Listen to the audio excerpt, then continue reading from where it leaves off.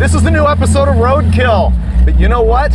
There's another one that you can watch right now at motortrendondemand.com. Yep, you can go there now and subscribe and get 30 days early access to every episode of Roadkill. And on this episode, we're gonna prove that a $5,000 mini truck can hang with $50,000 muscle cars at Optima's Search for the Ultimate Street Car Challenge. Is the extra $45,000 for keeping the wheel from falling off? No, I believe that's for the ambulance. Hold on. Oh!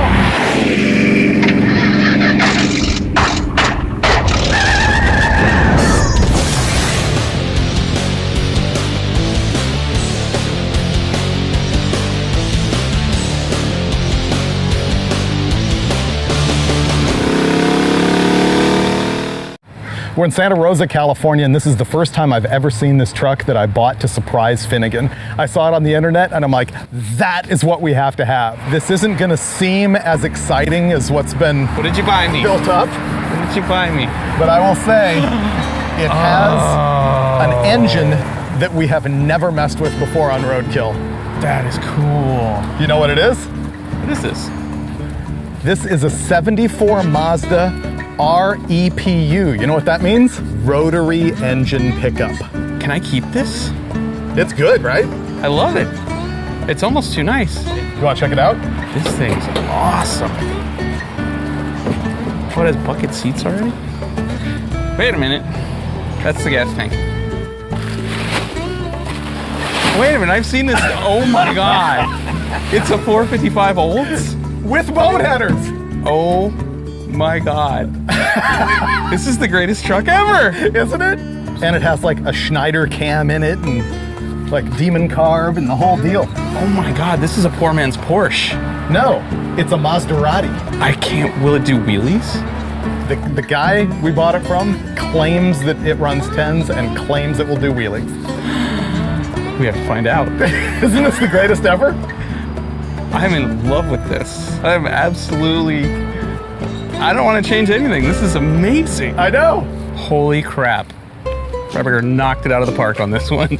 He combined two of my favorite things in life, mini trucks and boat motors. And admittedly, the 455 Olds in the boating world is what's referred to as an anchor because they just blow up. They're not good motors. But when you put it in the bed of this, suddenly it's okay with me. It's the greatest engine on the planet. The guy claims that he bought this to go drag racing and he took it to the track once and got thrown out because it went 10s. There, now it'll break. Only one question now. Huh. Can you make it wheelie like a boat? Out of the guy's driveway? Yes. I would like to. Dare you. So here's something really important to know. Park. Yeah, first, second, third. Wow. No neutral lockout. Yeah, that'll take some getting used to. The plan now is we have to drive the thing about 7 hours home and then do some tinkering with it and then go run the thing at the Ultimate Streetcar Challenge, which is happening in Fontana, California at the Speedway. Is that thing gonna perform well? It really doesn't matter. Because have you seen that thing? That's good.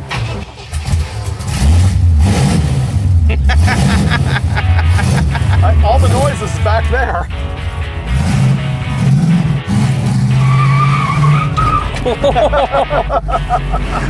That wasn't very good, but it did it. Definitely did it. Oh yeah. I always like it when your very first 2 feet of driving a vehicle are burnout. Oh, you're kidding me. No. You are kidding me. You just got popped. Wow. Oh, there's 2 of them. Yeah, now I think I should just park. He's not coming. Wow. Go get a lotto ticket right now. Yeah, exactly. And put gas in the tank, because who knows? Yeah.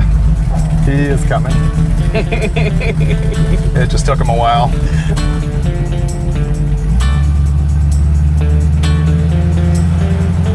No. Oh. Either that or he's going to pull over in front of me. I think that's what he's going to do. No. This is very strange. Look at he's looking for somebody else. Yep. Well, I've rolled 3 blocks in the Maserati, and my fear level has increased. Ooh. Oh yeah, the brakes are, yeah, look at that. Oh, something seriously wrong with the front end. Feel that? Yeah, this demands improvement. I like it. So much potential. The suspension situation's unfortunate considering we're going to a road race. Maybe they'll get better the further we drive.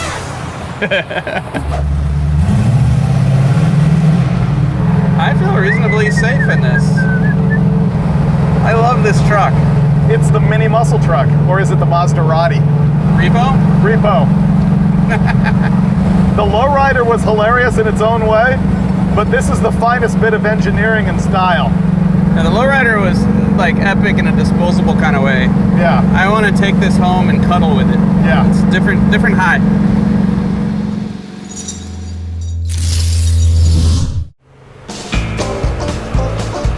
Shocker. We made it all the way to San Francisco with no trouble so far, which was kind of a miracle because the engineering on this thing is sub-roadkill at best. The 455 Oldsmobile is attached to a transaxle that you would have found in, say, a 1969 Oldsmobile Toronado. Both the Toronado and the Cadillac Eldorado were front-wheel drive big V8 cars that used this transaxle that basically uses Turbo 400 guts. It's kind of ingenious, actually, and it's installed in the truck with 69 Corvair A-arms and brakes and custom half shafts. Not very elegant, but functional. Remember that time we're in the Crusher Camaro on the freeway and pulled it down into first at about 80 miles an hour? No. If you do that in this, it goes into park.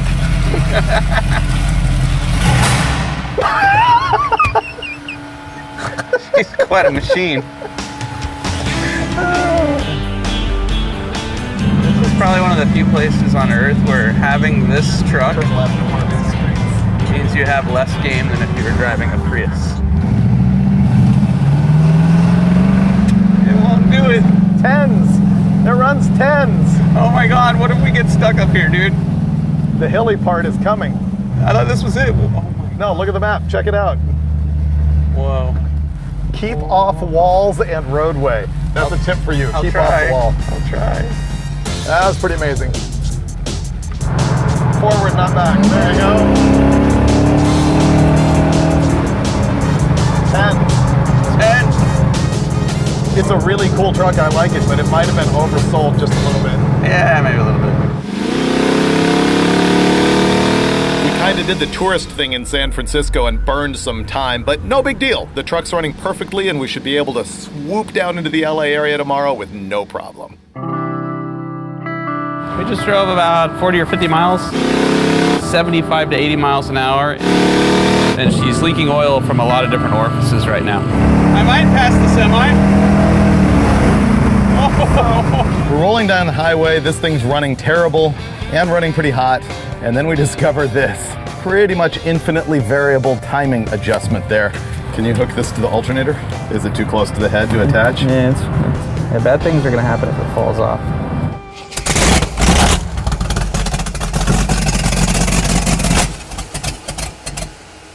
So we just tried to reset the timing and we can't find the timing mark.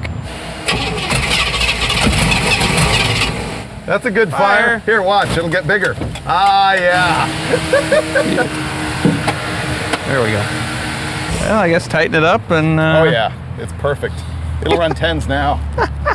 Well, the 455 Olds turns out to be kind of a turd, so we made a new plan. We're gonna take this thing to our buddies at West Tech Performance in Mira Loma, California, and strap it to the chassis dyno for a tune-up before we head to the Optima Challenge. This is new. It did not like that timing at all. I don't want to be anywhere near that.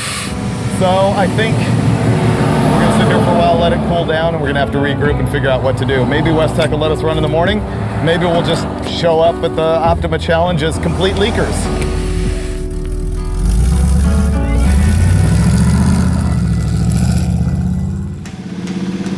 This is a pickup truck.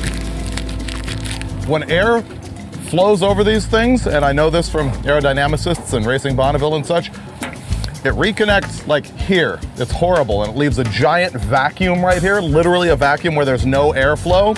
When we're driving, I stick my hand outside the back and it feels hot right here with just stagnant air, whereas there's airflow right here. This is the worst possible place to put the radiator, which we did not do, as you know, but we're going to fix that with ducting. 3 of these right across the roof, which is gonna fit perfectly with ducts right down into the radiator. Yes, it is. It's gonna be good. And look how much we care. This is how much we care. Toolbox liner to protect the roof. Yep. There's actual engineering to this. Engineers everywhere are shaking their heads. Kind of any butchery. Right now, AC people guys everywhere, all over. they're losing it right now on the internet. You idiots! Yeah. They're throwing rolls of actual duct tape at their computer screens right now. I would go ahead and just tuck it in. My pipe's just so big I can't tuck it in. Oh my God, that's amazing. Yeah, imagine 3 of them. That is amazing. Yep. Oh my God, that's amazing. Yeah. This is some Darth Vader looking right here. That's gonna be on there for 2-3 years at least. Really? Before it needs a touch up. If you think this is butchered, wait till you see what's gonna happen next. Now she truly does have junk in the trunk. Pretty good. Oh, dude. But this side, I can't do that. I want people to know we invested in this. If zip ties are good enough to install a fuel pump, then C-clamps are good enough to hold a fan shroud in. I feel like we could add one more here and it wouldn't be overkill.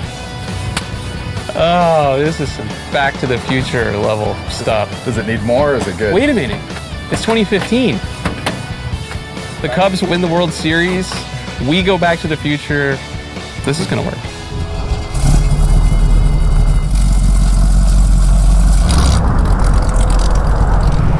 Oh, this is flawless. Yeah, the tubes aren't even moving. Not even. You know why they're not moving? Because there's There's no no pressure airflow. area. Yeah.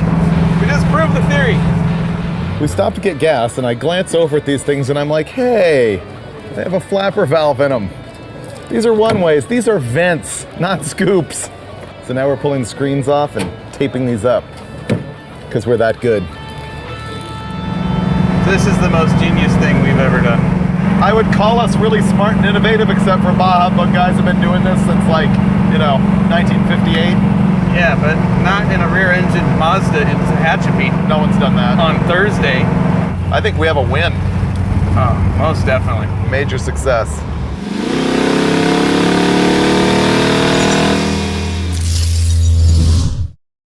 Yesterday was kind of a debacle, but we made it to West Tech. We're here this morning and we have our garbage strapped to the dyno.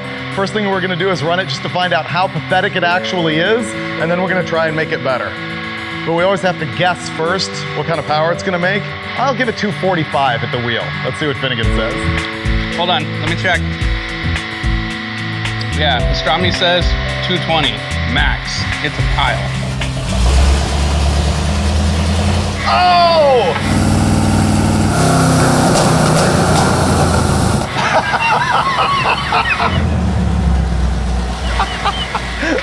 170, you were right the first time. Wow. That is pathetic. 10-second truck, huh? It makes 312 pound-feet and 170 horsepower. We need to fix that. Okay. Let's uncork it. Cool. Look at that. Oh, that's gonna help flow. So that's a 4-inch collector trying to go through 1.5 inches square. It's gonna help a little flow. We're gonna make at least 200 now. Think so? Feel good about this.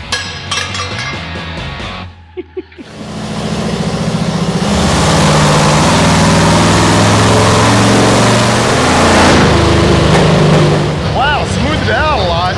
We lost power. So what happened just there is we pulled the mufflers out, which made it super, super lean. It was way too rich without them because it was essentially corked up. Before we mess with that, we're gonna verify the ignition timing on it so that we don't completely blow it up. Because when we were trying to do it at the side of the road the other day, we couldn't see the mark at all. We're gonna try and make that right. This doesn't make 200 of the tires. You pretty much should just set the engine on fire. I did that yesterday, remember? Meanwhile, this is really good. This works great. Yeah, 5 and 7 are swapped. 5 and 7 swap. And 3 looks burnt. Yeah, 3 was touching the header. There's more wires right there. So this dangler is junk now, burned? Yeah. Okay. Well, let's run it again. I bet it starts better now too. Probably. Oh, that sounds much better. Oh, it sets off car alarms now. That's good. It's gonna be so fast now. It has 8 cylinders. So I gotta leave in 10 minutes to go pick up my kids, so you're gonna be on your own. I expect this thing to run 10s by the time I get back. No pressure. The plan tomorrow, show up first thing in the morning, like 7 a.m., and sign up for the Optima Ultimate Streetcar event. It's the Ultimate Streetcar Racing Association, and we're gonna do an autocross, a speed stop challenge, and a big open road race. And Finnegan's driving, because I'm not. I think we're gonna have to bribe our way through tech, because I don't know about the other competitors, but I wouldn't want to be behind this on the racetrack after it dumps a quart of ATF and motor oil on the surface.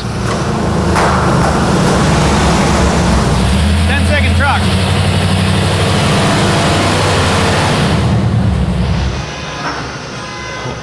Well, it's smooth now. We have an actual curve to look at instead of the roller coaster we had before. But we're now making 401 pound-feet of torque and 250 horsepower at 3,500 RPM, which is way better than it used to be, but not nearly to its potential. Well, this junk isn't exactly making the power that we would hope for, but it's probably good enough for us as we enter the Optima Challenge tomorrow morning.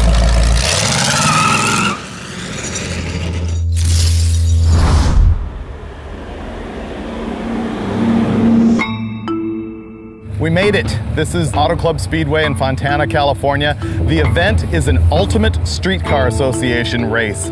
It's sponsored by Optima, and it is a multi-tiered competition. There's gonna be a road rally, they've got autocross, speed stop challenge, and then a big road course. We're gonna attempt to do it in our pile of a Mazda pickup with a 455 olds in the back, but we already have a glitch this morning. It's a beautiful day here in Fontana, and it would be even better if I had a set of tires to race on that actually fit the truck. Back, that's okay. Front, not so much. This, friends, is a 20-year-old set of Uniroyal Tiger Paws, the same tires I had on my Camaro in high school. Not good. And we plan on replacing them with a brand new set of Continental Extreme Contacts, an excellent tire, which would be awesome if it actually fit the car. Dave ordered a set of wheels, and yeah, fender's sitting on the tire, so we can't exactly go racing with these. So apparently, this is the truck that Finnegan is precious about. We get a Mazda mini truck, and Finnegan refuses to sawzall the fender. Go figure. Who ordered the wheels? I did, sight unseen, guessing. I'm not judging. Just throwing it out there. I asked the guy, he gave me measurements. I ordered best I could. Is this the same guy that told you it was a 10-second truck that popped wheelies? And all right, so we have tires, we just need rims. Yeah, if we had a wheel with more back spacing, right? A lot more. So the bummer here is, like, this whole deal starts soon, and there's no tire shops open now. So we either race on these all weekend because we can't change them, or sit around and wait for a tire shop to open. You said they won't tech these? They looked at them and went, dude, no. I said, don't worry, we got new tires coming. They'll be here in the morning. I will start Googling tire shops. This is Freiberger's credit card. That is a truck with bald tires. I'm making shit happen right now. Okay, so I went to the tire store to get tires, and what's your name? David. David made me do a burnout in the parking lot on my way out. And what happened, David? Broke the U-joint.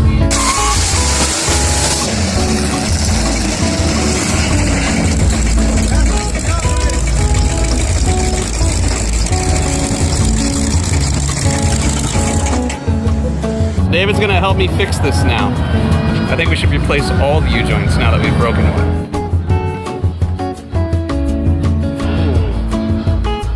And again, whose fault is it? Guess it's mine.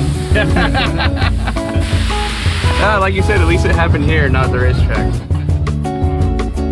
That right there is gonna be an issue. That's where the U-joint broke when it was spinning around. It messed up all the bolt heads. It'll take some work to get that off.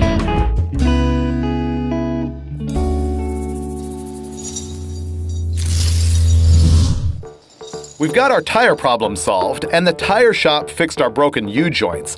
We've got the truck all stickered up and looking like a race car, but now we gotta go figure out something that's going wrong with the carburetor. Well, watch, all you gotta do to test this, we don't need any room. That dies. Our demon carb basically is leaking every time I brake even remotely hard. Fuel is being pulled out of the boosters into the carb. And because the throttle blades are shut, it's making the engine shut off. Worse. So what's happening here is that the rear float level is too high, and when he stops, it's gushing fuel, not out the vent tube, which is normal, but it's coming out the boosters. So I've had to put the rear float bowl level really low so that it doesn't just dump gas in the engine as he comes to a stop. There we go. Fixed. Sweet, nice work. 2 simple tools. Well, I fixed the dying problem. We haven't fixed the brake problem. We're about to fix the oil problem. Yeah, there isn't any. Yeah, you can't have a problem with oil when you don't have any, right? Are we putting tranny fluid in or just ignoring that? We have nothing resembling a funnel, so that means it's good. All right. Okay, this is our first shot at the Autocross. What have we done so far? We've flown to Santa Rosa, bought a 74 Mazda off Craigslist that allegedly ran 10s, but really it was like 20s. We fixed the cooling system. We did not touch the brakes or the suspension or the bushings or the seatbelts. So I predict extreme amounts of mediocrity out of this right now. Oh, did I mention I haven't even seen the track yet? Because roadkill.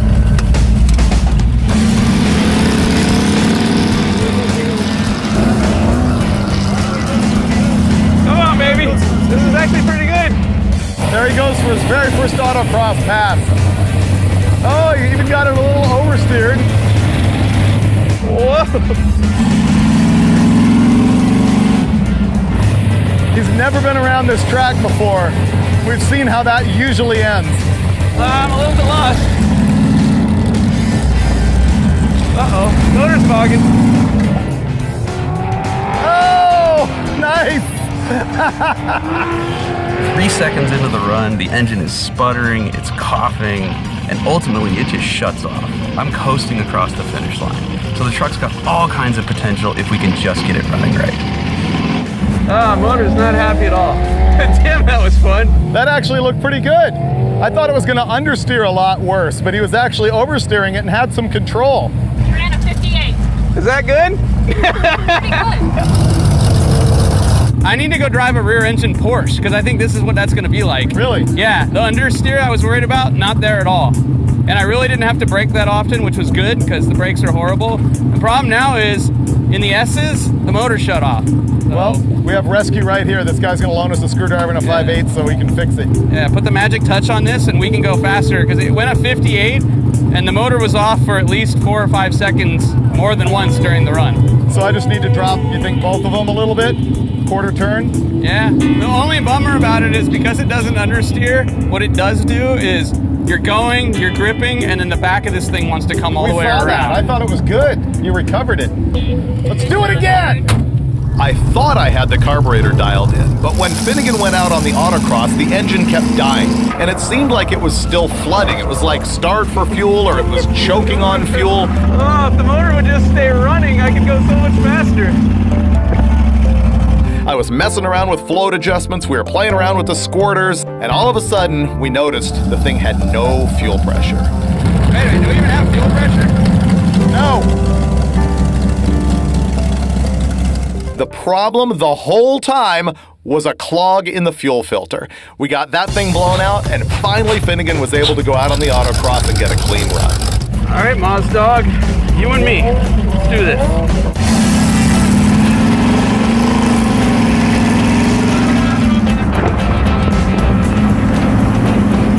Baby, come on.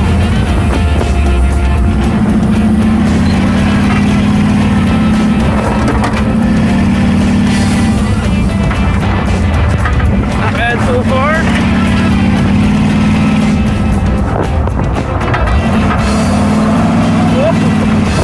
Oh! Saves it, kinda.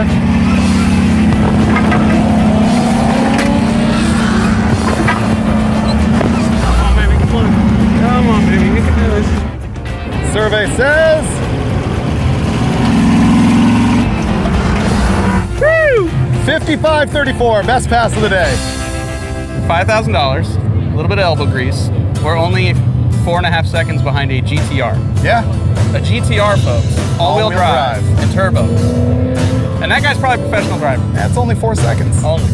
The best part about this truck is the front-wheel drive old Tornado axle stuffed in the back of it. Because you would think this thing would understeer, and it doesn't. Not at all. It just grips, and then it spins out, which is what I did on my last run. And you know what? I don't care. Because this is a $5,000 truck we bought off Craigslist, spent a couple hours working on, and it's almost hanging with supercars. Because Roadkill.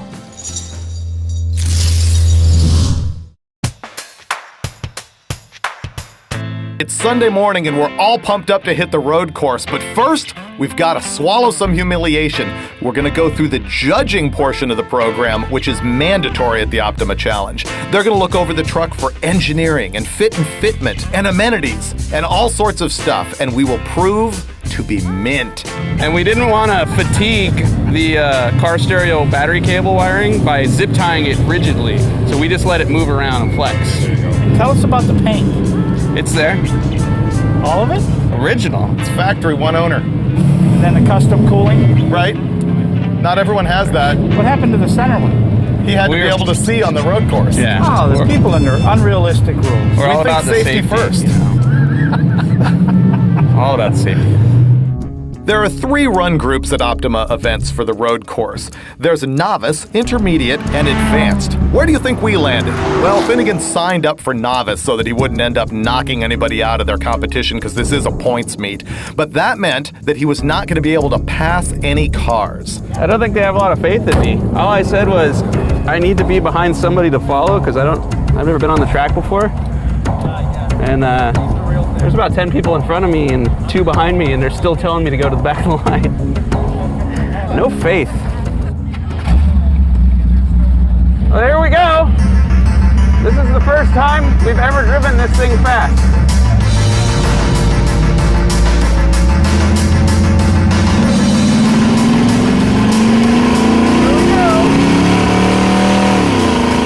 Now Finnegan's out on the road course, and honestly, this is where I'm happy it's not me. There's some high speeds involved here, and the truck's brakes are sketchy at best. And Finnegan claims this thing turns in better than expected, but I'm thinking that's not a real high bar.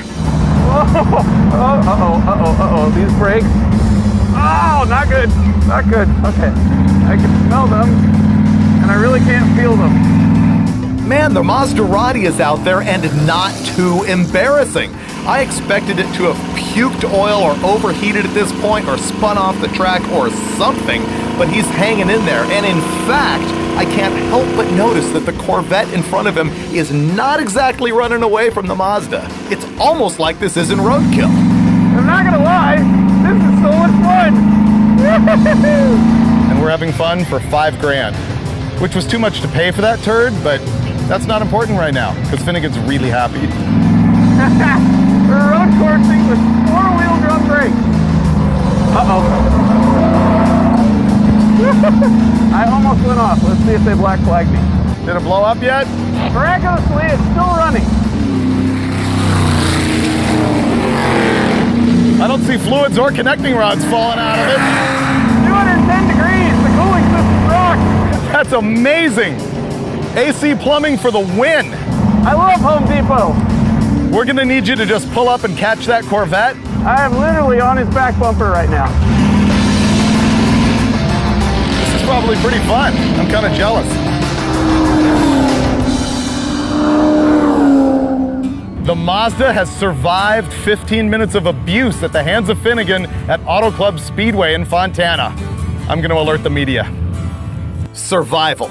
I think that's the main thing that we can claim here. We ended up not running every single element of competition at the Optima event, but we had a riot, and that was the point the whole time. Optima is the official battery of Roadkill, and they wanted us to do this basically to show you that you can show up at one of these ultimate streetcar events and have a riot without having to spend $100,000 on a Pro Touring Camaro or Chevelle. And we did it. The thing is, we fell in love with the truck at the same time. Yeah, it's got a whole lot of troubles, but Finnegan and I have been going back and forth. Should we hop up the Oldsmobile? Should we put a big block Chevy in it? Maybe a turbo LS motor? All I know is this thing's gonna hang around. It is now part of the Roadkill family. And so you will see it again here on Roadkill.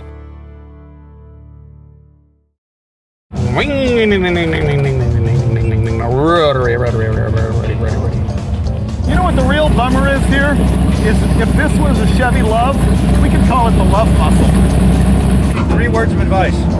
EFI. Yeah, you got it. You got it. How's your sweat? Present and accounted for. The transgression, I think, is okay. That's hot. Really? That's really hot. Excuse me. $5,000, folks. Get yourself some of this. Oh, I can't believe I just said that out loud. This one's smoking. The other one's not. Let me check under the hood. Let's just make sure that's not on fire. That's brake smoke, huh? Yeah, it's fine. I got an idea. Huh. I'll loan you my sweating driving suit and helmet. You go out there. No thanks, I'm good. We're on the Bay Bridge. And now I got Journey stuck in my head. Living in a lonely world. Took the midnight train going anywhere. Just a city boy, born and raised in South Detroit. Hold on to that feeling. When the lights go down in the city, who I wanna be there in my city.